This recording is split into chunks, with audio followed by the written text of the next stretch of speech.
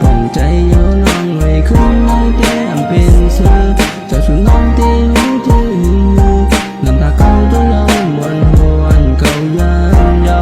จ้องชูน้องหูเถื่อโยน้ำตาก็ตกเย้ามนหัวก็ย้ำเย้ากลางในลูกมาตีเจ้าติกวนหันหน้ามามีมาในยืมเสื้อขี่มือมายันมือใครห้ามอยู่ก็คือตีเลยอย่าไม่น้องอย่าเอาก็ให้สั่งเป็นหมอก็คือตียืนเอาเลยก็เป็นก้นพันก้นทางจักมีเพราะว่าอันมันเป็นพี่ใจตีเอาตีอันเขาหักไม่เหมือนตั้งได้เหมือนไม่หักเขาหนากำนี้กระสาต้อมก็ไม่เป็นสามบนต่อก็อันหักไม่ต้องเลยอยู่ภาคกว้างมันแก่อันปันกันไว้แล้วว่าพี่สั่งเปลี่ยนได้อันหักเขาข้างในเขาเลยเงาเหมือนเป็นเอาไพ่เผาใจก็ว่าเขาอยากเข้าใจเนื้อไพ่หรือเสียไหมเว้ก็เอาเป็นสั่งเตะขัดใจอยู่กว่าให้ป้อหรือไม่เขาก็ตีบนว่าก็อันลีหรือไม่ที่มีตั้งนำเตรียมกูทำใจลองไม่ไว้ว่าเหมือนหาอ่ำยำหูจักกันถ้าหากมีการขัดมันเจืองไม่กุ้ยเขาตีสุดทิ้งใจเสียดีอันสู้ไว้กูวันไหนอย่าให้เลยทุกคนเจืองมา